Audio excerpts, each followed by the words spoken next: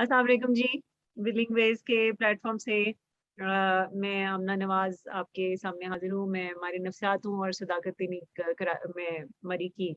Director हूँ। हमारे साथ हमारे मेहमान हैं, पहले इनका तारुफ करवा दूँ। हमारे साथ तलाल जुबैर साहब हैं, ये मेंटल हेल्थ प्रोफेशनल हैं और विलिंग वेज इस्लामाबाद के डायरेक्टर हैं। नदीम इकबाल साहब हैं, सदाकत कराची के डायरेक्टर हैं, क्लिनिकल साइकोलॉजिस्ट भी हैं। और मिस अफ़ज़ल शाहिद हैं, हमारे नफ्सियात हैं, विलिंग वेज लाहौर में बतौर क्लिनिकल साइकोलॉजिस्ट काम करती हैं। अ,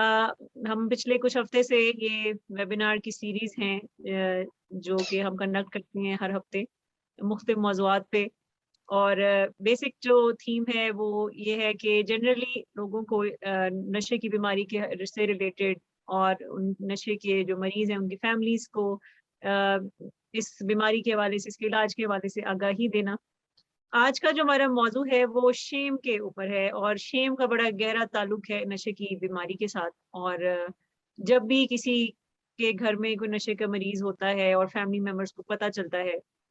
कि उनका प्यारा नशे की बीमारी में मुब्तला है या नशे का इस्तेमाल करता है, तो ये एक बहुत ही ऐसी खबर होती है उनके लिए कि जो कि बहुत ज़्यादा शेम लेके आती है।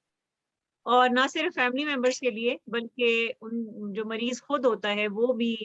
बहुत ही ज़्यादा शेम में मुब्तला होता है और ये एक इतनी बड़ी एक रुकावट बनती है शेम किसी के इलाज में जाने में या अपने प्यारे को इलाज में लेकर जाने में और फिर रिकवरी की तरफ लेकर जाने में एक बहुत बड़ी रुकावट शेम है। और 12 कदमों का प्रोग्राम कहता है कि शेम फाउंडेशन है, बहुत एक एडिक्शन की फाउंडेशन है। तो आज हम शेम के बारे में बात करेंगे और अपने जो हमारे गेस्ट हैं उनसे पूछेंगे कि इसके मुख्तलिफ पहलू, शेम कहाँ से हमें मिलती है और शेम की कौन-सी टाइप्स होती हैं। तो तलाल ज़ुबैर साहब से मेरा पहला सवाल है कि ये जो शेम का कॉन्सेप्ट है, एक तो बच्चों को बचपन में ये जो बताया जाता है शेम शेम हो जाएगी,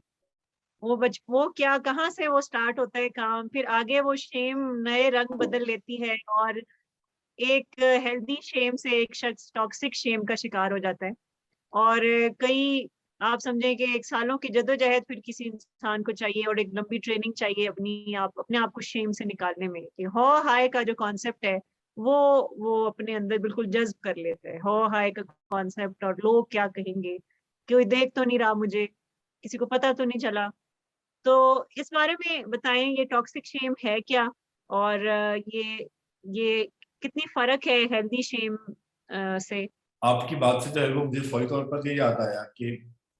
आज से कोई 6 महीने पहले मैं अपनी 1.5 साल की बेटी को किसी बात के ऊपर मना करते हुए मैं कह रहा था कि बेटा वो देखेगा तो क्या कहेगा, ठीक है? कि आप ऐसे कर रही हैं। और दूसरे ही पल मुझे याद आया कि ये मैं क्या कर रहा हूँ, इसके अंदर शेम इंड्यूस कर रहा हूँ। और मैं जो कि एक ट्रेन्ड प्रोफेशनल हूँ और ये बात कह के एक स्लिप ऑफ टंग इसको फौरी तौर पे रियलाइज कर लिया और फिर दोबारा उससे ये बात कभी भी नहीं की। लेकिन हम जो है वो अपने बच्चों के अंदर बहुत ही शुरू से ये एक फीलिंग डालने लगते हैं कि दूसरों की नज़रों के अंदर हमें जो है वो एक बेहतरीन इंसान बनना होता है और दूसरे हमारे बारे में क्या सोचेंगे और दूसरों के लिए हमें जीना होता है। हुँ, टॉक्सिक शेम जो है ये भी एक फीलिंग है जो कि हमें बताती है कि हम वर्थलेस हैं, हमारी कोई अहमियत नहीं है। और ये यूजुअली तब होता है कि जब दूसरे लोग हमें हमारे साथ जो है वो बुरे तरीके से डील करते हैं और हमें अपने बारे में ये बिलीव करने पे, ये सोचने पे मजबूर कर देते हैं कि हम सफिशिएंट नहीं हैं, मुनासिब नहीं है। और जब ऐसी फीलिंग जो है जो कि अमूमन हमारे ऐसे वक्त में स्टार्ट होती है जबकि हम बहुत वल्नरेबल होते हैं, जैसे कि हम मासूम होते हैं, बच्चे होते हैं, टीन एज के अंदर जब हम अभी जा रहे होते हैं, तो उस दौरान हमें समहाउ जब अगर ये फीलिंग बहुत ज्यादा इंटरनलाइज करा दी जाए, हमारी हड्डियों के गूदे के अंदर ये चीज पहुंचा दी जाए कि आप जो है वो ठीक नहीं हो, आपसे बेहतर है कि कोई, जैसे अमूमन माएँ जो हैं वो बच्चों को कहती हैं कि तुम्हारे से अच्छा था कि कोई सिलवट्टा पैदा हो जाता। हुँ, सिलवट्टा समझते हैं ये जो पीसने के काम आता है, किसी काम का तो यानी ये बताना कि तुम इस काबिल भी नहीं हो जैसे कि कोई एक सिलबट्टा ही किसी काबिल होता है। तो ये जो है वो हमारे अंदर हमारा किसी ऐसी चीज के साथ कंपैरिजन डेवलप करना जो हमारी जात से हटके कुछ भी है और हमें उस चीज के ऊपर शर्मिंदगी महसूस कराना, तो ये एक टॉक्सिक शेम है जो कि जो है वो जब जब हमें अपना आप यूजलेस लगता है और हमें हमें ये लगता है कि हम उतने अच्छे नहीं हैं जितने कि बाकी लोग हैं। हमें ये लगता है कि मतलब बच्चे अगर पढ़ नहीं पाते हैं तो वालिदैन उनको कहते हैं कि नहीं पढ़ोगे तो तुम्हें फिर कहीं किसी छोटे मोटे काम के अंदर जो है वो तुम लग जाओगे, और जो सफाई वाले आते हैं तो फिर सफाई के काम तुम्हें करने, मतलब ऐसी उनको हम फीलिंग जो है वो बावर करा देते हैं कि जैसे कि आप ठीक नहीं है, सफिशिएंट नहीं है। और ये जो है वो टॉक्सिक फीलिंग होती है, और ये एक ऐसी फीलिंग होती है जिसके अंदर हम खुद को ठीक नहीं समझते और हम अपनी आप को और अपने रवैयों को या अपने प्रॉब्लम्स को अलग-अलग करके नहीं देख सकते। अगर हमें कोई इनकार करता है किसी बात पे तो हमें ये फीलिंग आती है कि इसने हमारी ज़ात को इनकार किया है, ना कि हमारी किसी ऑफर को इनकार किया है। दो बुनियादी किस्म की शेम्स होती हैं। एक जो है उसको हम टॉक्सिक शेम या शेम इटसेल्फ कहते हैं, और दूसरी जो है वो एक हेल्दी शेम भी होती है जो कि हमारे अंदर हो सकती है, जिसके अंदर के जिसको कि हम गिल्ट कहते हैं। अमूमन इन दोनों इमोशंस को जो है वो काफी ज्यादा मिक्सअप किया जाता है। गिल्ट हमें तब होता है कि जब हमें पता होता है कि हमने कोई चीज गलत की है और हम इसके लिए को सदेबाप कर सकते हैं और उसको हम बेहतर बना सकते हैं, तो ये गिल्ट है। या हमारा कोई रवैया मुनासिब नहीं है या हमारा कोई काम मुनासिब नहीं है और हम इसको जो है वो ठीक कर सकते हैं। गिल्ट जो है ये हमें ट्रैक पे रखता है और हमें मदद देता है कि हम अपने जो मॉरल स्टैंडर्ड्स हैं उनसे ड्रिफ्ट अवे नहीं करते, हम जो हमारी वैल्यूज हैं उनसे हम ड्रिफ्ट अवे नहीं करते, हम जो अपने जो मकसद है उसे ड्रिफ्ट अवे नहीं करते। जबकि हम शेम के अंदर देखते हैं कि वो इंसान जो है वो खुद को इतना अनसफिशिएंट और इतना नामुकम्मल फील कर रहा होता है कि वो कहता है कि जब मैं ये कोई काम ठीक कर ही नहीं सकता तो फिर मुझे एफर्ट ही करने की जरूरत क्या है, और वो उसी के अंदर जो है वो चला जाता है। उसको लोगों को फेस करने के अंदर अपने रियल सेल्फ के साथ बहुत ज्यादा मुश्किल पेश आती है और वो अपने रियल सेल्फ को छोड़ के अपने ऊपर या तो किसी इन्फीरियरिटी कॉम्प्लेक्स का शिकार हो जाता है या फिर अपने ऊपर एक शील्ड डाल लेता है, ढाल से बना लेता है सुपीरियरिटी कॉम्प्लेक्स की, और लोगों को ऐसा अपने आप को प्रेजेंट करने लगता है जो कोई रियलिटी के अंदर वो नहीं होता। और क्योंकि उसके जो अंदर रियलिटी होती है उसके अंदर इतनी ज्यादा शेम भरी होती है, उसके अंदर इतना टॉक्सिक मटेरियल होता है, जहरीला मादा होता है कि वो अपने बारे में इतना बुरा महसूस करता है कि वो चाहता ही नहीं है कि उसका सेल्फ किसी को देख सके, और अगर कोई उसके बारे में जान ले या उसके करीब आने की कोशिश करे तो वो उसके साथ बहुत ही ज्यादा रिएक्टिव होता है। उसको उस फॉल्ट को या उस एक लाइन को कभी भी क्रॉस करने की इजाजत नहीं होता। अमूमन आप देखते हैं कि जो नार्सिसिस्टिक पर्सनैलिटी डेवलप हो जाती है कुछ लोगों के अंदर, वो भी तो इसी चीज का नतीजा होता है कि वो अपने अंदर ये जो गुस्सा और ये जो एक रवैये की खराबी इसीलिए डेवलप कर लेते हैं ताकि कोई उनको करीब से आके झांक के देख ना पाए कि अंदर से जो वो हैं, क्योंकि उन्हें बार-बार ये फीलिंग आ रही होती है कि जैसे हम अंदर से हैं वो हम बहुत ही नामुकम्मल और गैर मुनासिब हैं। सो टॉक्सिक शेम जो है वो एक कॉन्टिन्यूड फीलिंग ऑफ शेम होती है जो कि हमारे जो है वो जिंदगी के वेरियस हिस्सों के अंदर, डिफरेंट हिस्सों के अंदर जा सकती है। और अब ये जो है वो अमूमन बहुत छोटे उम्र से स्टार्ट होती है, बहुत छोटी उम्र से। अक्सर लोग बच्चे ऐसे भी होते हैं जिनको कि छोटी उम्रों के अंदर ऐसी बातें की जाती हैं लेकिन उनके अंदर वो शेम इंड्यूस नहीं होती। लेकिन ज्यादातर बच्चे जो होते हैं वो बहुत मासूम होते हैं, वल्नरेबल होते हैं और वो उस डिफरेंस को अंडरस्टैंड नहीं कर सकते और वो इस चीज के अंदर जो है वो बुरे तरीके से शिकार हो जाते हैं। सो टॉक्सिक शेम जो है ये एक बहुत ही अनहेल्दी चीज है और ये किसी भी शख्स को ज़हनी तौर पर और समाजी तौर पर ग्रूम ही नहीं होने देती, और वो अपने आप को बेहतर बनाने के ऊपर फोकस ही नहीं कर पाता, बल्कि इसी शर्मिंदगी का शिकार रहता है कि वो अनसफिशिएंट है थ्रू आउट हिज लाइफ। जबकि जो गिल्ट है वो बहुत ही आसान होता है, उसके अंदर अगर आपसे कोई गलती भी हो जाती है तो आपको कन्फेस करने में मुश्किल नहीं लगता। आप जो है वो बहुत कंफर्टेबल महसूस करते हैं, और गलती जो है उसको उसके अंदर से कोई अपॉर्चुनिटी तलाश करके और अपने आप को बेहतर बनाने की तरफ अपनी पूरी की पूरी तवज्जो और एफर्ट और तगदो जो है वो रखते हैं। सो जो हेल्दी शेम है या जो गिल्ट है, ये एक पॉजिटिव चीज है। यहाँ तक कि वालिदैन अगर बच्चों से बात भी करते हैं तो उनको बहुत सेपरेटली कैटेगोरिकली बताने की जरूरत होती है कि ये जो मसाइल हैं इनके अलावा आप एक बहुत बेहतरीन इंसान हो, और जब आप उस चीज को भी बेहतर बना लोगे तो आप उससे भी अच्छे इंसान बन जाओगे। तो ये जो कम्युनिकेशन है वालिदैन की, ये हमेशा बच्चों के साथ ऐसी होनी चाहिए कि उनके अंदर से कोई बेस्ट सेल्फ निकल सके, ना कि उनका वर्स्ट। और ज्यादातर ये जो टॉक्सिक शेम होती है इसका ये बाहर से ही होती है, और जो हेल्दी शेम है वो अंदर से इंसान के आप समझ सकते हैं कि एक जमीर की आवाज है जो आती है और वो उसको अपनी गलती का एहसास होता है। लेकिन अक्सर जो लोग टॉक्सिक शेम का शिकार होते हैं वो जब तक दूसरों को पता नहीं चलता उनकी गलती का, उनकी कमी का, तब तक उनको लगता है सब खैर है, सब ठीक है।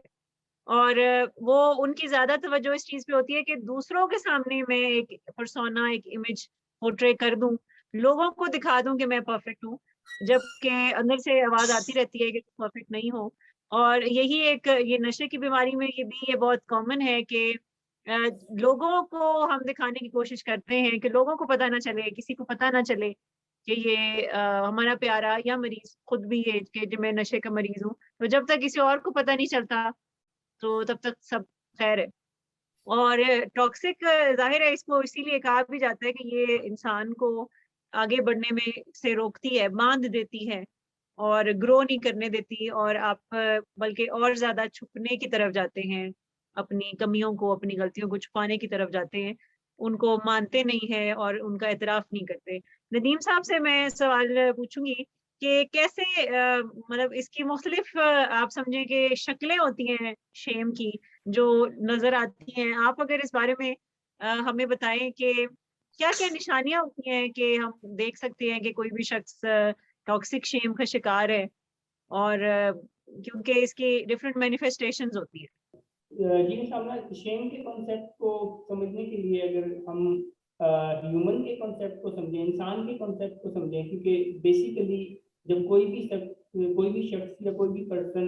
टॉक्सिक शेम में जाता है तो सबसे पहले वो अपनी डेफिनेशन को भूलता है। वो अपने आप को या तो सुपर ह्यूमन समझने में जाता है या फिर लेस देन ह्यूमन समझने की तरफ जाता है। तो जैसे कि इंसान की जो डेफिनेशन है वो ये है कि इंसान लिमिटेड है, and being human we have some boundaries, and being human we can and made mistakes, we can make and made mistakes, यानी हमसे कुछ गलतियां माजी में भी हुई हैं और मुस्तकबिल करीब और बाद में भी हम कुछ गलतियां करेंगे। बट अगर कोई शख्स अपनी ये इंसान होने की जो डेफिनेशन है इसको भूल जाता है तो और वो अपने आप को समझने लगता है कि नहीं मैं तो कोई गलती कर ही नहीं सकता, और मैंने कभी कोई गलती नहीं की, मैं गलती करने वाला हूँ ही नहीं, और मेरी कोई लिमिट नहीं है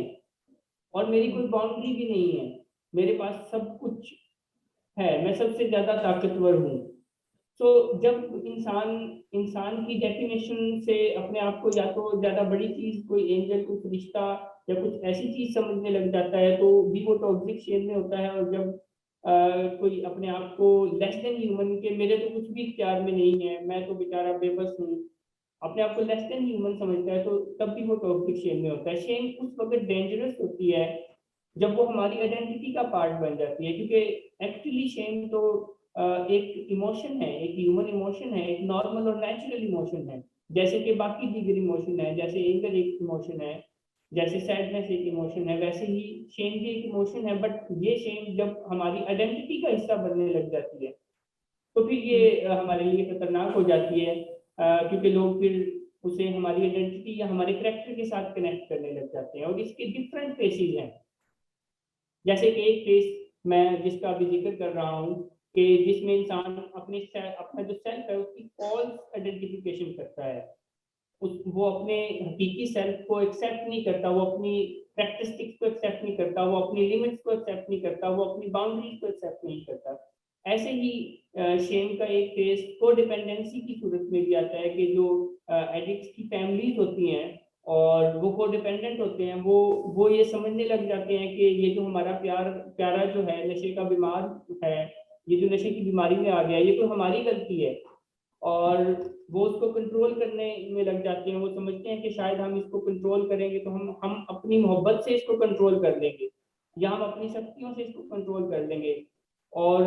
वो हर वक्त उसी के बारे में सोचने लग जाते हैं, क्योंकि उनको अपनी वर्थ,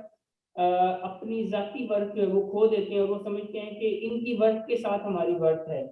अगर ये है तो हमारी कोई वैल्यू है, अगर ये नहीं होगा तो हमारी कोई वैल्यू नहीं है, ये खुश होगा तो ही हमें खुश होने का राइट होगा। तो ये एक अलग से फेस है जिसमें हम अपनी वर्थ को किसी और की वर्थ के साथ कनेक्ट कर देते हैं, हम अपनी खुशियों को किसी और की खुशी के साथ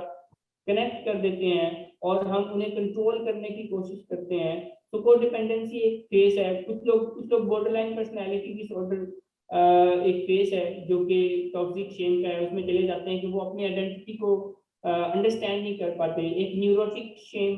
एक फेस है। तो काफी सारे फेसेस हैं टॉक्सिक शेम के, बट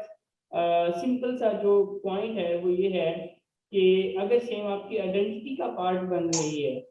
तो ये डेंजरस है, क्योंकि जो हेल्दी शेम है उसके भी कुछ फेसेस हैं, जैसे एम्बैरेसमेंट एक फेस है हेल्दी शेम का, जैसे शाइनेस एक फेस है हेल्दी शेम का, कि आप शाय फील करते हैं, आपसे कोई गलती हो जाती है तो आप कुछ लम्हों के लिए एम्बैरेस फील करते हैं और आप अपनी उस गलती को खराब फील करते हैं, ना कि आप अपने सेल्फ को फॉल्टी समझने लग जाते हैं, ना कि आप अपने सेल्फ को डिफेक्टिव समझने लग जाते हैं। क्योंकि टॉक्सिक शेम में जब कोई जाते हैं तो उन्हें अपना आप बुरा लगने लग जाता है। वो समझते हैं कि शायद मैं ही कोई गंदा इंसान हूँ, मैं ही कोई निकम्मा इंसान हूँ, मैं कुछ डिजर्व ही नहीं करता, मैं कामयाब हो ही नहीं सकता। और यही चीज है जो कि फिर लीड करती है टूवर्ड्स डिप्रेशन,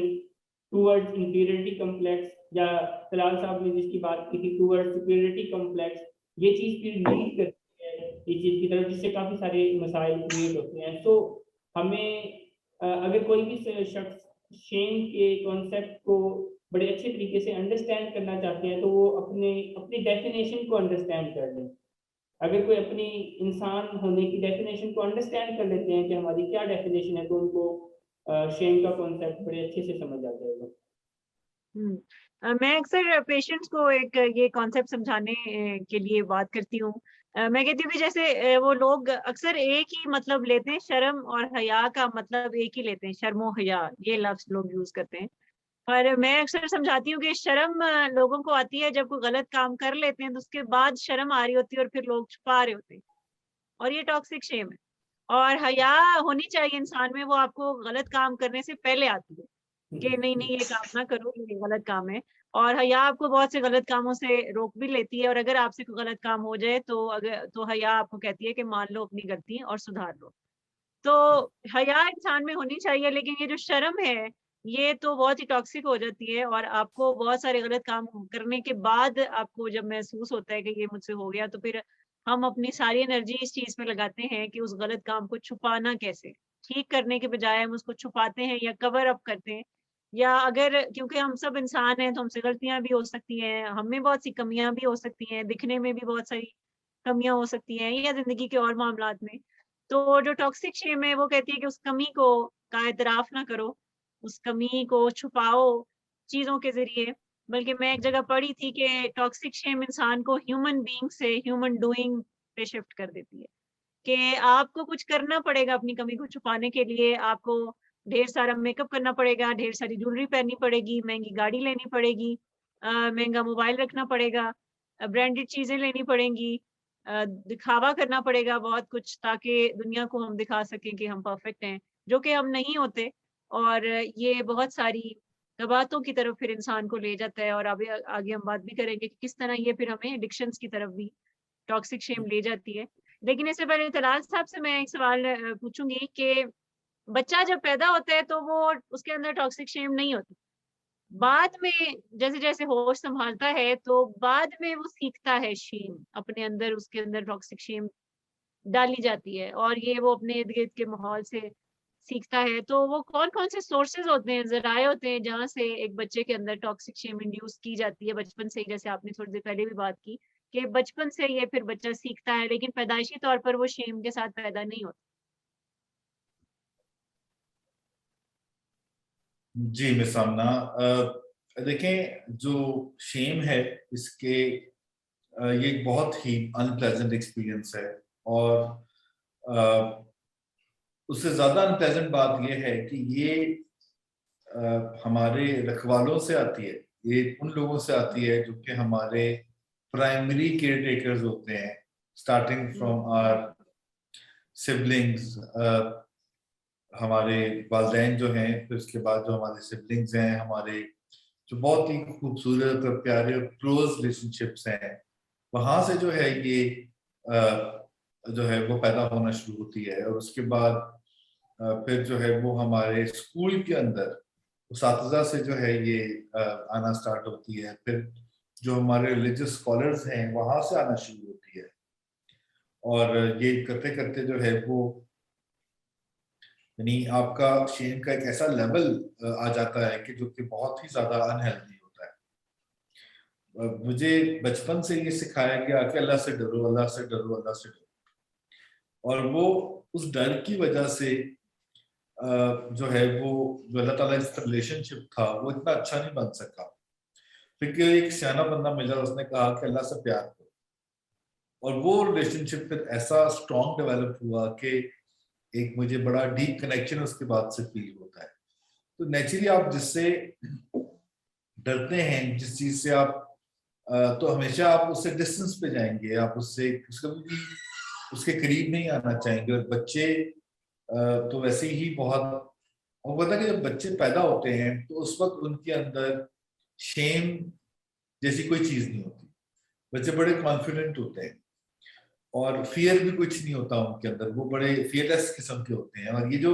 शेम और फियर है, ये मैंने देखा है कि प्राइमरी जो एजुकेशन है, प्री प्राइमरी एजुकेशन, जो कि घर से स्टार्ट होती है, यहाँ से हमें मिलना स्टार्ट होती है। और आ, मैं एक और छोटा सा चीज शेयर करूं कि हमें जो है वो हमारा जो कल्चर है, हमारे जो सेल्फ एस्टीम इश्यूज हैं, जो हमारे रिलीजियस कंडीशनिंग जो है जो हमारी की जाती है, जो ट्रॉमा और अब्यूज हैं, ये नॉर्मली 4 मेन फैक्टर्स हैं जो कि कंट्रीब्यूट करते हैं हमारी शेम के अंदर। हमारे जो खासतौर पे जो हम पढ़े लिखे घराने हैं, इनका जो वैल्यू सिस्टम है ये बहुत ज्यादा शेम बेस्ड है, क्योंकि यहाँ पर एक ऐसा शेम बेस्ड कंपटीशन आना स्टार्ट हो जाता है बहुत अर्ली चाइल्डहुड से, कि जिसके अंदर के सामने वाले का बच्चा क्या कर रहा है और हमारा बच्चा क्या कर रहा है। तो ये वालिदैन इस कंपैरिजन के अंदर चले जाते हैं और वो इस चीज की परवाह नहीं करते बिल्कुल भी कि इसकी अपनी जो पर्सनैलिटी है वो कैसे डिफरेंट है बाकी लोगों से, और इसका जो अपना कंपैरिजन है वो इसके अपने पास से है। सिबलिंग्स के अपने दरमियान एक होता है कि ये जो फलाना बच्चा है ये जब 1 साल का था तो ये करता था, और ये बच्चा जो है वो 1 साल का है तो ये नहीं करता। तो यहाँ से वो एक जो है वो कंपैरिजन का लेवल स्टार्ट होता है कि जो सेल्फ एस्टीम के जो इश्यूज हैं वो इंट्रोवर्ट बच्चों के अंदर जो है वो जल्दी थोड़े से ज्यादा होते हैं, और क्योंकि उनको सब जाके इतने अच्छे तरीके से पूछ नहीं रहे होते, तो फिर जब ये चीज डेवलप होती है तो वो बच्चा जो है वो वैसे ही थोड़ा सा शेमफुल फील करता है। और जब उनको जो है वो खासतौर पे पॉइंट आउट किया जाता है इस चीज के ऊपर कि ये जो है वो बहुत शाय है, या इसके बारे में कोई ना कोई नेगेटिव कमेंट आता है,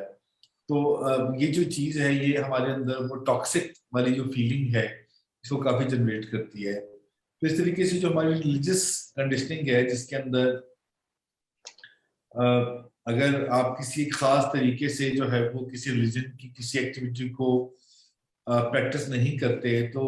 उसके ऊपर दूसरे जो मतबा फिक्र के लोग होते हैं वो उस पर कमेंट करते हैं कि ये ठीक नहीं है। और ये जो अगर आपका घोलिया, आपका एक पूरे का पूरा लाइफ स्टाइल खास तरीके से इंस्पायर्ड नहीं है। 4th नंबर पे जो ट्रॉमा एंड अब्यूज है,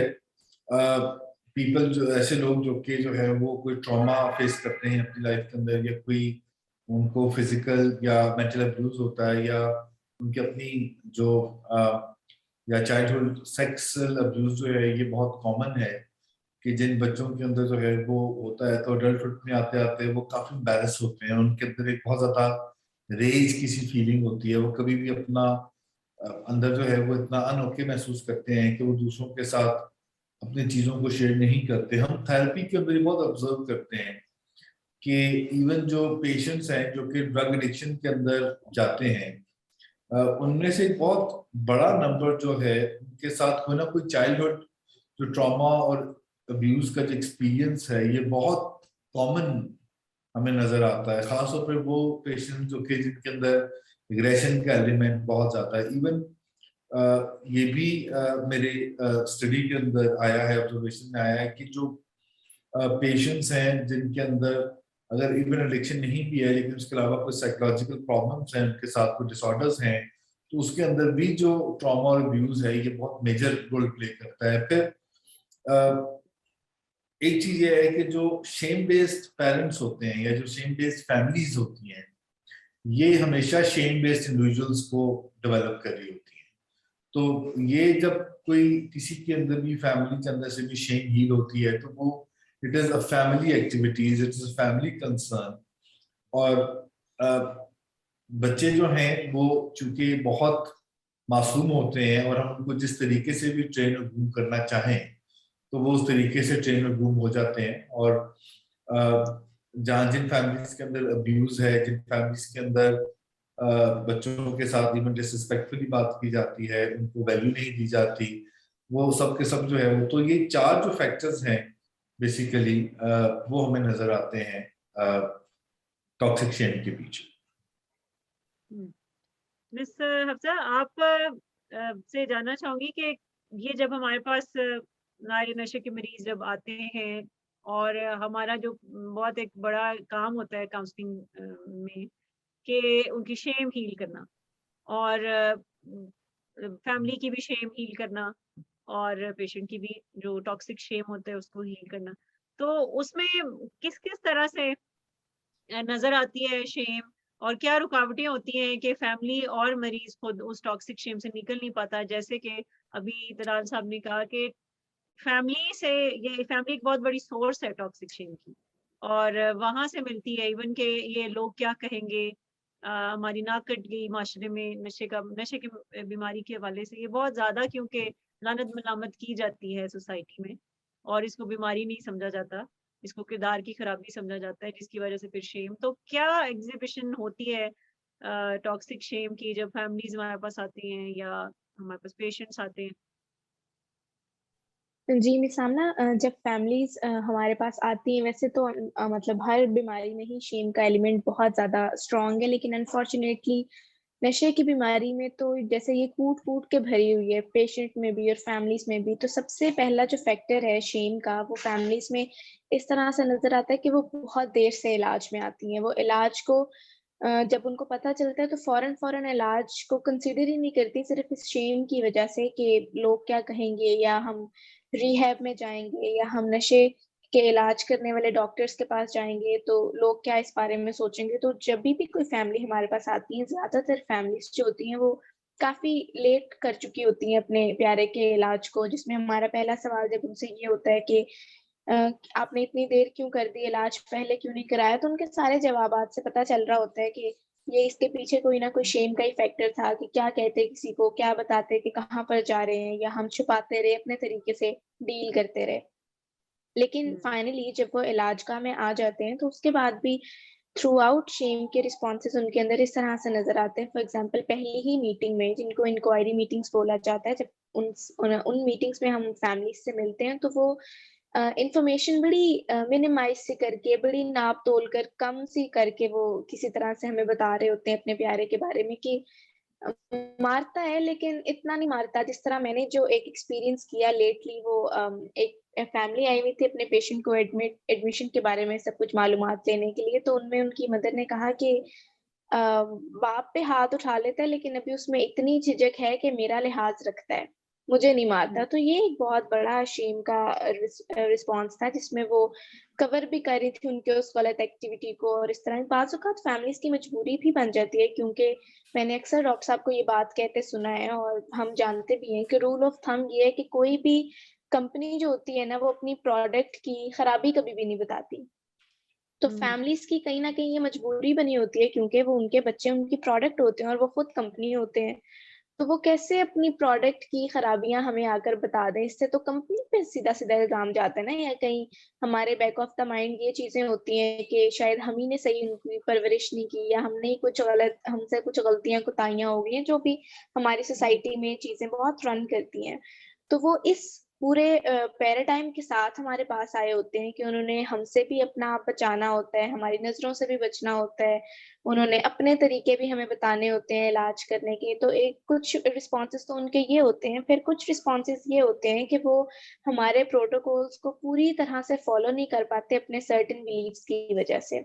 जैसे जो मेरा एक्सपीरियंस रहा एक फैमिली के साथ पिछले दिनों, उनमें मुझे बहुत मुश्किल उनके साथ पेश आई, उन फादर के साथ, जिन्होंने अपनी मिसेज़ को और अपने बच्चों में से किसी और को भी नहीं बताया था अपने बड़े बेटे की एडिक्शन के बारे में, कि ये बच जाए, लिहाज़ रह जाए, वरना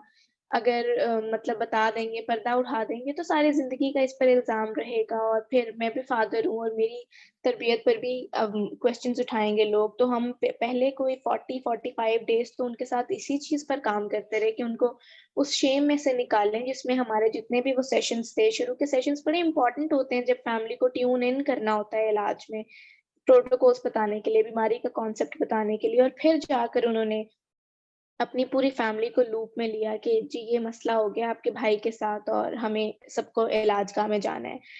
फिर एक बेबसी भी शेम की अलामत में मैनिफेस्ट हो रही होती है, यानी जो शेम हमारे अंदर होती है वो बेबसी में भी मैनिफेस्ट हो रही होती है। जब हम बहुत ज़्यादा शेम से ऑपरेट करते हैं तो हम ब्लेम गेम की तरफ भी चले जाते हैं। यानी जो फादर्स होते हैं वो अपनी वाइफ्स पर सारा इल्ज़ाम लगा रहे होते हैं कि ये घर में थी, इनका ख़्याल था बच्चों को ठीक रखना। और जो मदर्स होती हैं वो बेबस होके फादर्स पे सारा इल्ज़ाम लगा रही होती हैं कि इन्होंने कभी ख़्याल नहीं रखा, सारा टाइम बाहर रहते थे। तो ये भी शेम की एक इलामत होती है, जिसमें हम रिस्पॉन्सिबिलिटी नहीं ले रहे होते, और अब एक बड़ा क्राइसिस जब हमारे सामने आकर खड़ा हो गया तो उसको ओन नहीं कर रहे, और बाकी सब कहीं न कहीं से हम फेस सेविंग चाह रहे होते हैं। फिर जिसके जो रिलीजियस बिलीव्स होते हैं, हम उनसे भी बड़ा ऑपरेट करते हैं जब भी हम शेम से ऑपरेट कर रहे होते हैं। जैसे ये एक बड़ा कॉमन चीज़ देखी जाती है ज़्यादातर फैमिलीज़ में कि वो इस्लाम से बड़ा इस चीज़ को रिलेट करती हैं कि ये नमाज़ें नहीं पढ़ता था, इसलिए शायद इसके साथ ये हो गया, या इसको नज़र लग गई है, हमारा बड़ा शाइनिंग स्टार था हमारी फैमिली का, लेकिन इसको नज़र लग गई है लोगों की, या हम नमाज़ें नहीं पढ़ते थे, या हम भी अच्छे कामों में नहीं थे, या कहीं न कहीं हमने सही तरह से पैसा नहीं कमाया, हलाल कमाई नहीं की हमारी, तो शायद कहीं न कहीं हमसे ही कोई गलती हो गई है जो हमारे सज़ा बच्चों के मिली है। सामने आ रही है। सज़ा मिली है बिल्कुल, यानी उनकी सोचें ये होती हैं कि करे कोई और भरे कोई। मतलब हालाँकि कुदरत का निज़ाम तो ऐसा नहीं है, इस दुनिया में तो ज़रूर नाइंसाफ़ी हो सकती है, लेकिन वहाँ पर तो ऐसा बिल्कुल निज़ाम मौजूद नहीं है ना कि करें अगर माँ-बाप गलती तो उनकी सज़ा बच्चों को तो नहीं मिलेगी। तो कहीं न कहीं हमारे सबके ये कॉन्सेप्ट्स भी आ जाते हैं, जिस तरह ये चीज़ बड़ी आम है हमारी सोसाइटी में कि हम जिसको बड़ा हाई अचीवर देख लें तो पहला कमेंट लोग उसके बारे में ये करते हैं कि मतलब किसी क्विक फिक्स से ही हुआ होगा, या हम हलाल कमाई नहीं होगी, तो हम बिल्कुल उनकी मेहनत को और बाकी सारी चीज़ों को पीछे डाल देते हैं और अपनी शेम से ऑपरेट कर रहे होते हैं कि मेरे पास इतनी चीज़ें नहीं है, इसलिए हम सामने वाले को लुक डाउन करना शुरू कर देते हैं या उनके साथ ऐसी बातें करते हैं। फिर एक गुस्सा जो है ये भी शेम में मैनिफेस्ट हो रहा होता है कि जब हम अगेन हमारे पास करने के लिए कुछ नहीं और हम चारों तरफ से हमें डर है कि लोगों को हमारी असलियत पता चलेगी तो वो क्या बात करेंगे, तो फिर हम गुस्से से डील करते हैं। फिर बहुत सी फैमिलीज़ जो आती है ना, उनकी अप्रोच अपने बच्चों के बारे में प्यूनिटिव सी होती है कि रखें इसको यहाँ पर, और वो पेन से ऑपरेट करके और कोई पनिशमेंट के तौर पर उनको यहाँ एडमिट कराने आए होते हैं, ना कि इलाज के तौर पर। तो ये भी शेम की एक बहुत बड़ी मैनिफेस्टेशन है कि वो बच्चों को हमसे अपने आप से दूर कर देते हैं या एडमिट करा देते हैं और फिर मिलने भी नहीं आते। हमारे जो प्रोटोकॉल्स हैं कि 24 आवर्स में ही हम पहली मीटिंग कराते हैं और हफ्ते में 4 मुलाकातें, वो मिलने भी नहीं आते, वो अपने बहानों से उस चीज़ को टाल रहे होते हैं। होती वो सारी शेम है, जिसकी वजह से वो ये सब कुछ करने पर मजबूर हो जाते हैं। और पिछले दिनों बल्कि जब से ये कोरोना आया हुआ है, तो इसमें भी काफ़ी लोगों की शेम जो है ना छुप गई है कि वो मास्क पहन लेते हैं कोविड के नाम पर, हालाँकि वो मास्क जो होता है ना वो लोगों की नज़रों से बचने के लिए होता है कि वो हम ग्रुप में बैठे हैं या हम सेशन के लिए हैं तो वो सारा टाइम मास्क नहीं उतारते। तो ये भी अब एक शेम की नई शक्ल नज़र आ रही है कि वो कवर करना चाह रहे हैं अपने आप को। फिर बाज़ औक़ात फैमिलीज़ अपने नाम गलत बता देती हैं, पेशेंट का नाम गलत बता देती हैं, किसी और नाम से, घर वाले किसी और नाम से बुलाते हैं जो हमें कुछ दिन बाद पता चलता है ट्रीटमेंट में कि उनका असल नाम कोई और था लेकिन हमारे पास पेशेंट का नाम और फैमिली ने अपना नाम और सरनेम मुख्तलिफ बताया हुआ है सिर्फ़ इस वजह से कि कोई आकर पता ना कर ले कि हमारे बच्चे यहाँ पर हैं या हमारे बच्चे के साथ नशे की बीमारी है। तो ये बहुत सी ऐसी फिर हमारे लिए लिमिटेशंस आ जाती हैं जिन पर फिर हमें पहले काम करना पड़ता है और इन सबको दूर करना पड़ता है और इसमें बड़े दिन निकल जाते हैं इलाज के। जो शुरू में बड़े अहम दिन होते हैं काम करने वाले क्योंकि हमारे पास तो लिमिटेड से डेज़ होते हैं, हमने उसमें सारा काम करना होता है। और शेम इतनी कूट-कूट के भरी होती है हमारी सोसाइटी में और उसमें रहने वाले लोगों में कि फिर प्रोफ़ेशनल्स बड़ा इस चीज़ पर फिर इन्वेस्ट करते हैं और वो उनको शेम से निजात दिलाते हैं और फिर जाकर हम कहीं ट्रैक पर लेकर आते हैं और पेशेंट की रिकवरी शुरू होती है और ये चलती रहती है। बीच में फिर शेम आती है, फिर उतरती है, फिर शेम आती है, फिर उतारते हैं उसे हम। तो ये एक कुछ मैनिफेस्टेशंस हैं, कुछ रवैये हैं जो नज़र आते हैं हमें उन पेशेंट्स की फैमिलीज़ में जो कि ख़ास तौर पर नशे की बीमारी के इलाज के लिए आए होते हैं किसी भी हॉस्पिटल में। बिल्कुल ठीक। नदीम साहब कितना ज़रूरी है एक पेशेंट के लिए और एक फैमिली के लिए कि अगर नशे की बीमारी से किसी को रिकवरी चाहिए, तो शेम हीलिंग बहुत ज़रूरी है। एक बहुत बड़ा माइलस्टोन है जो कि ये अचीव किए बगैर कोई रिकवरी में जा नहीं सकता। और फैमिली के लिए और मरीज़ के लिए दोनों के लिए शेम हीलिंग का जो प्रोसेस है वो कितना ज़रूरी है? क्या रोल प्ले करता है रिकवरी में? ये मैंडेटरी है, यानी बहुत ज़रूरी काम है। अगर कोई पेशेंट या उनकी फैमिली शेम हीलिंग के प्रोसेस से नहीं गुजरते हैं तो फिर उनकी रिकवरी के चांसेस काफ़ी ज़्यादा कम हो जाते हैं। और क्योंकि जब कोई शेम में होता है तो वो तकलीफ में होता है और ये एक ऐसी तकलीफ होती है जो कि अंदर इंसान को जैसे जैसे हमारे बाहर कोई जख्म लगते हैं और हम एक पेन एवरी टाइम फील कर रहे होते हैं, वैसे ही जब हम शेम में होते हैं तो फिर ये हमारे अंदर के जख्म होते हैं और अंदर ब्लीडिंग हो रही होती है जो हमें एवरी टाइम पेन में रखते हैं, हमें हमें रोक के रखते हैं, हमें उसके लिए काफ़ी सारे कवर अप्स लेना पड़ते हैं, जैसे मिस अफ़सा ने अभी बताया कि किस किस तरह के कवर अप्स ले रहे होते हैं। सो अगर हम जॉन ब्रैडशॉ के अकॉर्डिंगली देखें तो 50% लोग टॉक्सिक शेम की वजह से ड्रग में जाते हैं और रिकवरी में लाने के लिए फिर उनको इनसे निकालना ज़रूरी है। अगर एक पेशेंट टॉक्सिक शेम में ही रहता है तो वो फिर जाने के बाद दोबारा ड्रग्स की तरफ जा सकता है क्योंकि उसने अपनी तकलीफ का दावा तो करना है, उसने अपनी तकलीफ से निकलने के लिए कोई बंदोबस्त तो करना है। आपने देखा होगा कि हम पेशेंट को जब यहाँ से डिस्चार्ज करते हैं तो हम उनके लिए कुछ बाउंड्रीज डिज़ाइन करते हैं ताकि उनको इनिशियल रिकवरी में कोई डिफिकल्टीज ना आए, बट वो पेशेंट जो स्टिल टॉक्सिक शेम में होते हैं तो वो उन बाउंड्रीज को एक्सेप्ट नहीं कर पा रहे होते क्योंकि टॉक्सिक शेम में इंसान नहीं एक्सेप्ट करता कि मेरे लिए कुछ बाउंड्रीज हैं और मेरी कुछ लिमिट्स हैं, और बाद में वो ये कह रहे होते हैं जैसे हमने अगर हम उनके ऊपर ये बाउंड्री लगाते हैं कि अब अभी इनिशियली मोबाइल नहीं इस्तेमाल कर सकते तो उनका आगे से सवाल ये होता है कि मेरे कज़न को मैं क्या जवाब दूँगा, या मैं किसी गैदरिंग में जाऊँगा और वहाँ मुझसे पूछा जाएगा कि तुम्हारे पास मोबाइल नहीं है तो फिर मैं इनको क्या कहूँगा। और वैसे हम उन्हें कहते हैं कि आप उन्हें कहिएगा कि मैं एडिक्शन की रिकवरी के प्रोसेस से गुज़र रहा हूँ और ये मेरे इलाज का हिस्सा है, तो वो फिर सोचने लग जाते हैं कि ये क्या वो क्या है, ये चीज़ मैं कैसे कह सकता हूँ। तो वो टॉक्सिक शेम, क्योंकि वो टॉक्सिक शेम में होते हैं तो वो बाउंड्रीज को एक्सेप्ट ही नहीं कर रहे, या ड्राइविंग मैं नहीं कर सकूंगा तो मैं कैसे किसी को कहूंगा कि मैं ड्राइविंग नहीं कर रहा। अभी कल मेरे पास एक फैमिली आई तो वो अभी रिसेंटली पेशेंट डिस्चार्ज हुए थे, उनके ऊपर उनको अभी ड्राइविंग अलाउड नहीं थी। तो उनके फादर ने बताया कि आज मैं कहीं बिजी था तो मैंने इनको कहा कि आप बेटा अपनी वालदा के साथ ऑटो में चले जाएं, तो इन्होंने काफ़ी ज़्यादा गुस्सा किया और कहा कि मैं ऑटो में कैसे जाऊं, मैं वहां जाऊंगा वो तो क्या दाखिल क्लिनिक वाले क्या सोचेंगे या दीगर पेशेंट्स क्या सोचेंगे, और जब मैं यहाँ गली से निकलूंगा तो लोग मुझे क्या देखेंगे कि मैं ऑटो में जा रहा हूँ। तो ये सारी टॉक्सिक शेम की निशानियां हैं। जब कोई पेशेंट टॉक्सिक शेम में होता है तो उसके लिए इलाज को एक्सेप्ट करना, इलाज की बाउंड्री को एक्सेप्ट करना काफ़ी ज़्यादा डिफिकल्ट हो जाता है। और आई डोंट थिंक के शेम, टॉक्सिक शेम से निकले बगैर रिकवरी के प्रोसेस या रिकवरी को अचीव किया जा सकता है। और इसी तरह फैमिलीज में भी शेम होती है, वो बता नहीं रहे होते हैं, वो शेयर नहीं कर रहे होते हैं, उनके लिए काफ़ी डिफिकल्ट होता है। जब पेशेंट यहाँ से डिस्चार्ज होके जा रहा होता है तो उसके लिए बंदोबस्त कर रहे होते हैं कि अब हम क्या बताएंगे कि ये दुबई से आए हैं या जैसे किसी और शहर से आए हैं या तबलीग से आए हैं, तो वो उस तरह के कुछ लवाजमात भी क्रिएट कर रहे होते हैं। बट ये ठीक नहीं है। जैसे को डिपेंडेंसी के बारे में मैंने जिक्र किया था,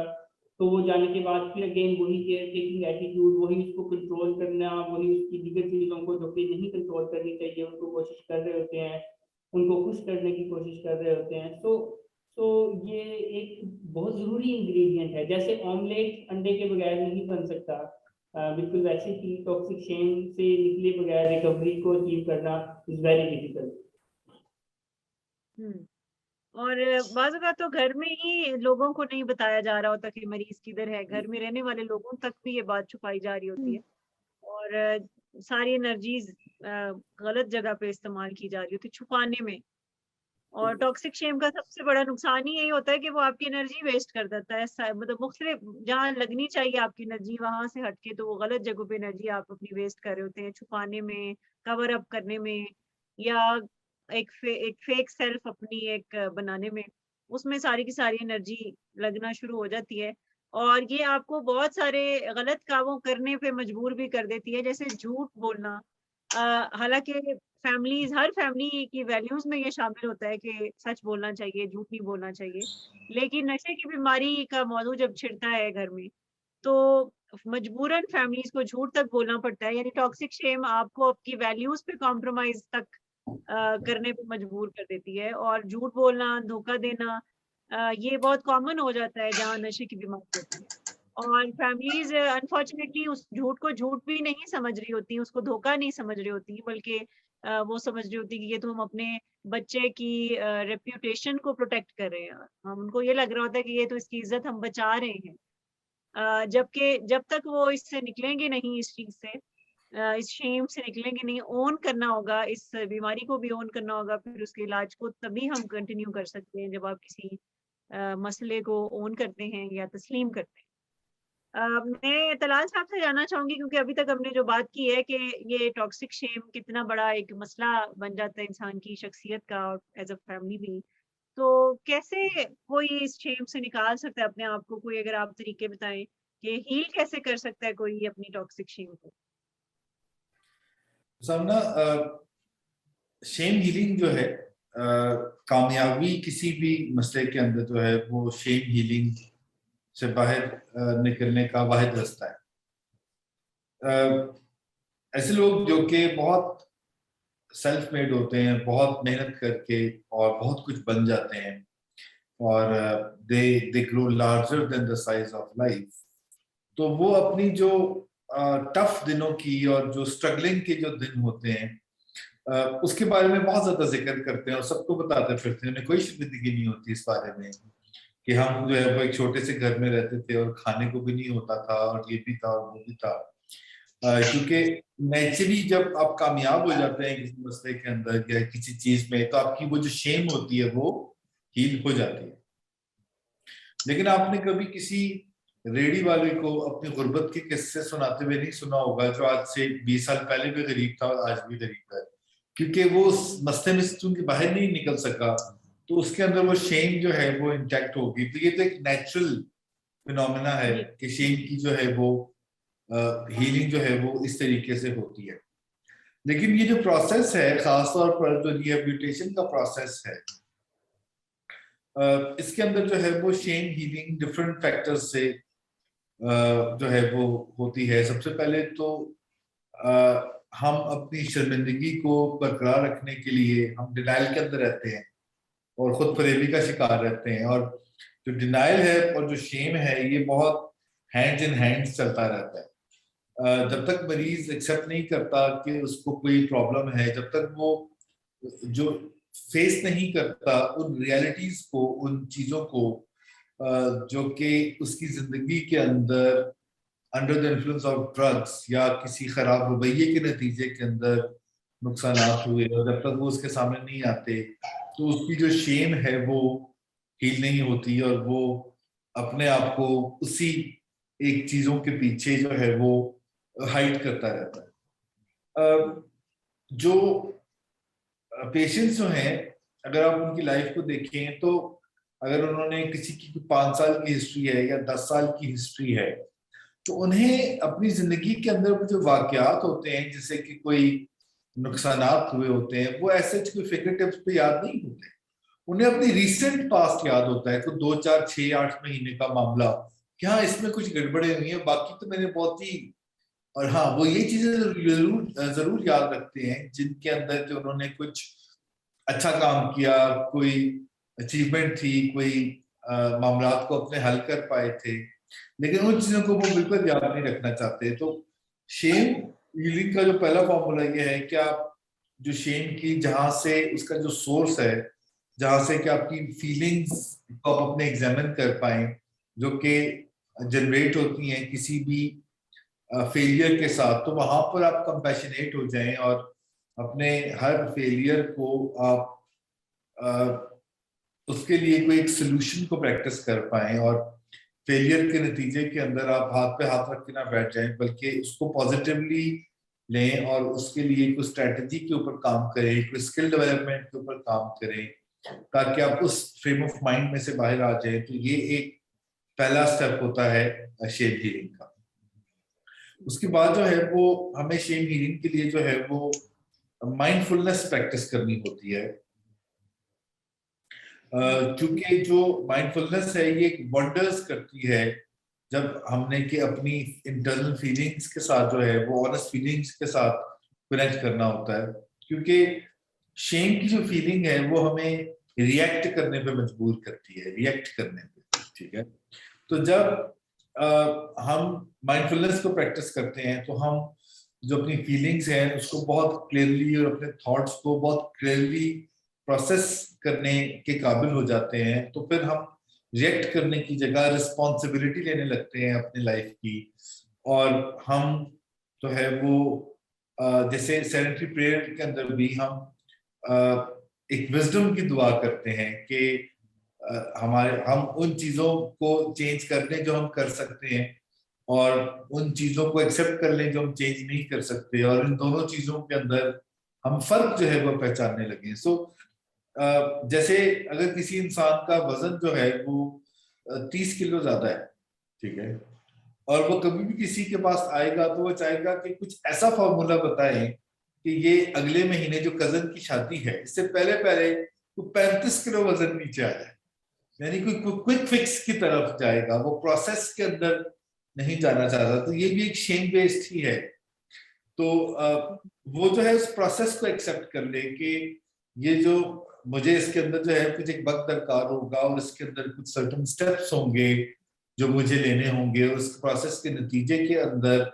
सारे के सारे मामला जो है वो ठीक होंगे, और जितना मैं जिंदगी के अंदर कामयाबी की तरफ जाऊंगा उतना ही जो है वो मेरे अंदर बेहतरी भी जो है वो आने लगेगी। तो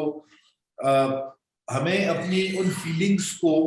रियलाइज करना पड़ता है जो हमें जो है बहुत ज्यादा शर्मिंदा करती हैं, और इस चीज पे से फोकस हटा के कि हमारी जिंदगी के अंदर क्या हुआ, यानी अपनी जिंदगी को जो इवेल्युएट है वो हम पिछले 5 साल से या 4 साल से या 10 साल से नहीं करते, बल्कि जिस दिन हम डिसाइड कर लेते हैं कि फर्ज करें कि आज जो है वो 13 जनवरी है, तो हम 13 जनवरी से डिसाइड कर लेते हैं कि आज के बाद जो है मेरे अंदर क्या क्या मैंने चीजें की, क्या क्या सिचुएशंस आई, उनको मैंने कैसे डील किया। हम उस पॉइंट को एक पॉइंट ऑफ रेफरेंस रख लेते हैं, यानी जो पहले की ऐसी जिंदगी जो कि बहुत मुश्किल होती है उसकी जगह हम जैसे अगर वजन ज्यादा है तो हम आज वजन करके पॉइंट ऑफ रेफरेंस रख देते हैं कि मैंने इससे आगे क्या प्रोग्रेस किया। तो वो जितना आपकी छोटी छोटी भी अगले 1 हफ्ते में, 2 हफ्ते में, महीने में, या जैसे एक डेली जर्नलिंग होती है जिसके अंदर हम नोट कर रहे होते हैं और उसको कोई नंबर्स दे सकते हैं कि हमारे 10 में से क्या स्कोर रहा। तो ये भी जो चीज है वो हमारी शेम को हील करती है, क्योंकि हमें अपनी कुछ ना कुछ प्रोग्रेस जो क्विकली नजर आती है, और जो पीछे का जो एक भयानक डाटा होता है उससे हमारी जो नजर जो है वो हट जाती है। तो लेकिन उसको उससे नजर हटाने से पहले जरूरी है कि हम उसको एक्सेप्ट कर चुके हों। जब हम एक्सेप्ट कर चुके हों तो फिर हम इस पॉइंट से आगे जब चलते हैं तो फिर जो ग्रुप के अंदर शेयर करना, यानी आप समझ रहे हैं कि when people say that it is their secret life, it means that it is their life full of shame. So people who are not ashamed of themselves, they don't have a secret life. ठीक है, तो वो group के अंदर बैठ के जो है वो बात कर रहे होते हैं, उनकी सिस्टमैटिक डिसेंसिटाइजेशन होती रहती है और वो आहिस्ता आहिस्ता कंफर्टेबल फील करते हैं। जैसे हमारे बहुत ही स्ट्रक्चर्ड ग्रुप्स हैं तमाम सेंटर्स में, लाहौर में, कराची में, मरी में, इस्लामाबाद में, जहां पर के पेशेंट जब बैठे होते हैं शुरू में वो देखे ना कि वो कोई भी बात नहीं करना चाह रहे होते, लेकिन फिर आहिस्ता आहिस्ता देखते हैं कि अच्छा यहाँ तो सभी बोले जाते हैं, अपनी बात करते हैं और वो भी फिर आहिस्ता आहिस्ता खुल के अपने बारे में बात करने लगते हैं। फिर ये जो इंटरवेंशन लेटर्स जो है वो टाइम्स ग्रुप्स में शेयर करने से बहुत ज्यादा आप वो जो पेशेंट एक दूसरे के साथ हाइड कर रहे होते हैं, तो हम बहुत ही टेक्निकली उसको, तो देयर काफी चीजें हैं जो की जा सकती हैं टू हील द शेम, लेकिन असल चीज ये है कि every step towards success is a step towards healing the shame. बिल्कुल ठीक। तो आखिरी सवाल में सब्जा से मैं पूछूंगी, जैसे अभी तलाल साहब ने बताया कि ये शेम हीलिंग के कुछ टेक्निक्स उन्होंने बताई हैं, तो क्या ये शेम का जो प्रोसेस है एक दिन में ये शेम किसी की हील हो सकती है, या ये ऑन गोइंग प्रोसेस है कि ये एक सफर में आपको रहना पड़ता है और शेम को रोज थोड़ा थोड़ा हील करना होता है फैमिलीज को या पेशेंट को या जो भी शख्स टॉक्सिक शेम का शिकार है? सामना हम सब क्विक फिक्सेस के आदी भी बहुत हैं और हमें पसंद भी बहुत है कि बस फटाफट मसला इतने सालों का हो, बस फटाफट हम ठीक हो जाएं बस किसी भी तरह से। जिस तरह अभी तलाल साहब ने कहा कि अब वो जो 30 किलो वजन ज्यादा होगा किसी इंसान का, तो वो पिछली काफी सालों से होगा, 15-20 साल या 10-15 साल लगे होंगे वो वजन आने में। तो एक महीने में कभी भी वो इस तरह से हम ये ख्वाहिश तो रख सकते हैं कि बस जल्दी जल्दी हम वो खत्म कर दें, लेकिन ऐसा मुमकिन नहीं है या ये कोई नेचुरल तरीका नहीं होगा। इसी तरह कुछ बीमारियां होती हैं जिनका इलाज शुरू तो हो जाता है, या कुछ मसाइल होते हैं जिनका हल हम करना शुरू तो कर देते हैं, लेकिन वो कभी खत्म नहीं होता। हमें अपने लाइफस्टाइल का हिस्सा बनाना पड़ेगा उन नई चेंजेस को, उन नई तब्दीलियों को जो हम करना चाहते हैं अपने साथ। शेम हीलिंग भी एक ऐसा प्रोग्राम है जो वन शॉट डील कभी भी नहीं होगा कि हम बस कुछ करें, कुछ पढ़ लें, कोई आर्टिकल पढ़ लें और बस हमारी शेम हील होगी। ये एक ऑन गोइंग प्रोग्राम है जो हम अब हर दिन गुजरने के साथ हम अपडेट कर सकते हैं अपनी इंफॉर्मेशन को, हम तरीके बेहतर बना सकते हैं अपने, यानी सीखते रहने का नाम है। कभी भी ऐसा नहीं होगा किसी दिन हम उठकर कहेंगे कि आज बस जो मेरा शेम हीलिंग का प्रोग्रेस था ना, प्रोसीजर था ना, वो खत्म हो गया और अब मैं बिल्कुल ठीक हूँ। ये हमें अपने कॉन्सेप्ट्स कुछ क्लियर करने चाहिए इन चीजों के बारे में कि हमें परफेक्शनिस्ट कभी भी नहीं बनना, यानी परफेक्शन के पीछे जो हम भागते हैं कि बस अचीव कर लें, वो जो डन वाली एक फीलिंग होती है कि बस हो गया और अब किसी और चीज पर ध्यान दें, ये कभी भी नहीं होगा। आपको हमेशा प्रोग्रेस या इम्प्रूवमेंट का स्टूडेंट बनना पड़ेगा कि आप हर दिन पिछले दिन से कंपेयर करते हैं और कभी अप्स आते हैं, कभी डाउन्स आते हैं, दोनों को आप ग्रेसफुली एक्सेप्ट करेंगे, लेकिन तैयारी ऐसी होनी चाहिए कि हमने आगे ही बढ़ते रहना। ये बिल्कुल वैसे ही एक एस्केलेटर की तरह है जो आ तो नीचे की तरफ रहा हो और आपने उसके ऊपर चलकर ऊपर की तरफ जाना हो, तो आप ताकत भी आपकी ज्यादा लगेगी, एनर्जी भी ज्यादा लगेगी, लेकिन आपके पास एक रुकने की ऑप्शन कभी भी नहीं होगी, क्योंकि जहां पर आप रुकेंगे वो आपको वापस नीचे ले आएगा। हम रहते एक शेम बेस्ड सोसाइटी में जहां पर हमारा रोजाना कितने लोगों के साथ मिलना जुलना है, फिर हमारे कुछ रिलीजियस बिलीव्स हैं, फिर हम रोजाना नई मालूमात से अपने आप को इंट्रोड्यूस कर रहे होते हैं। तो ऐसा हो नहीं सकता कि अब शेम हीलिंग सीख ली है तो कभी शेम आएगी नहीं। शेम इंड्यूस करने वाले लोग भी वहीं पर रहेंगे, चीजें भी आपके इर्द गिर्द ही होंगी। आपको ही रोजाना ही की बुनियाद पर या जब कभी आप फील करते हैं कि आपकी प्रोग्रेस जो है वो इसमें जरा डल हो रही है, तो आपको अपडेट करना पड़ेगा अपनी इंफॉर्मेशन को, और हमेशा जो इंफॉर्मेशन है वो राइट फोरम से लेनी चाहिए इस बारे में कि कैसे हील किया जाता है शेम को, यानी कॉमन सेंस को। अगर हम ये सब अहद कर लेना कि कॉमन सेंस को हर चीज में हमने साइड पर रखते रहें और बेस्ट प्रैक्टिसेस को फॉलो करना है और गूगल पर जाकर इस चीज के बारे में सर्च करनी है, आर्टिकल्स पढ़ने अपने आप को अपडेट करने के लिए, और इसको एक जिंदगी का हिस्सा बना लेना है कि जब कभी हम उदास महसूस करें या हम वापस अपने उन्हीं शेम से ऑपरेट करने वाले जितने भी हमारे तरीके थे, हम उनकी तरफ दोबारा टिल्ट करना शुरू हो जाएँ, तो हमें अपने आप को एक रियलिटी चेक देना पड़ेगा कि हमें मज़ीद सीखने की ज़रूरत है या हम गलत डायरेक्शन पर जा रहे हैं। हमें वहाँ पर बैठ नहीं जाना कि अब हम कुछ कर नहीं सकते या मायूस होकर या हेल्पलेस या पावरलेस फ़ील करके हमें वापस खड़े होना है और अपना नया सफ़र शुरू करना है। इसमें एक बहुत इम्पोर्टेंट फैक्टर ये है कि हम ऑनेस्ट हो जाएँ अपने साथ। यानी अगर हम ऑनेस्ट हो जाएँ, क्योंकि हम सब अपने बहुत बड़े एडवोकेट हैं, तो जहाँ कभी हम गलती कर रहे हो, तो हम मार्जिन भी अपने आप को बहुत दे देते हैं। हालाँकि हमें अपने से ऑनेस्ट हो जाना चाहिए अगर कभी हम शेम से ऑपरेट कर रहे हैं, जो कि बड़ा नेचुरल सा बात है, इसमें कोई इस बुरी बात नहीं है, बहुत नेचुरल चीज़ है, इसको ओन करना चाहिए कि मैं शेम से ऑपरेट कर रहा हूँ। अपने आप को रियलिटी चेक्स देने चाहिए कि मुझे ज़रा इम्प्रूव करने की ज़रूरत है या सीखने की ज़रूरत है। फिर अपनी एक इन्वेंटरी सी बना लें, जिसको बही खाता कहते हैं। वैसे बहुत से एक्सपर्ट्स तो इस चीज़ को रिकमेंड करते हैं कि रोज़ाना सोने से पहले आप एक मतलब या रोज़ाना उठने के बाद आप एक टिकेबल ऑप्शंस की आपके पास कुछ लिस्ट होनी चाहिए, जिसमें अगर आप शेम पर काम कर रहे हैं, तो उससे मुतालिक सवालात होने चाहिए पिछले दिन या पिछले हफ्ते से रिलेटेड कि मेरी प्रोग्रेस क्या है। तो हमारे पास एक लॉग जो है वो बरकरार रहेगा अपने आप को देखने के लिए कि हम कहाँ पर स्टैंड कर रहे हैं। हम इम्प्रूवमेंट की तरफ है कि हम कहीं स्टक हो गए हैं या पीछे के लिए स्टेप्स ले लिए हैं हमने। दूसरी चीज़ हमें ये भी अपने आप को रियलिटी चेक्स देने चाहिए कि ये कोई बहुत स्मूथ सा ग्राफ नहीं होगा जो प्रोग्रेस की तरफ चला जाएगा। ये हमेशा एक बम्पी राइड होगी। फिर चाहे वो वेट लूज़ करना हो किसी ने, फिर चाहे वो शेम हील करनी हो, फिर चाहे वो ड्रग एडिक्शन का इलाज हो या डायबिटीज़ का इलाज हो, किसी भी चीज़ का हमने चेंज लेकर आना हो अपनी ज़िंदगी में, तो ये एक बम्पी राइड हो सकती है जिसमें कभी 1 कदम आगे तो 2 कदम पीछे चले जाते हैं, कभी 2 कदम आगे और 1 कदम पीछे चला जाता है। तो हमें प्रोग्रेस को हमेशा वेलकम करना चाहिए, एप्रिशिएट करना चाहिए, लेकिन जब हमारे बुरे दिन आते हैं, जिस दिन हमारी एनर्जी उतने अपने पीक पर नहीं होती है, हमारा मूड हमारा साथ नहीं दे रहा होता, ये भी उस रिकवरी का हिस्सा होते हैं। इसको हमने पार्ट समझना है उस पूरी रिकवरी का।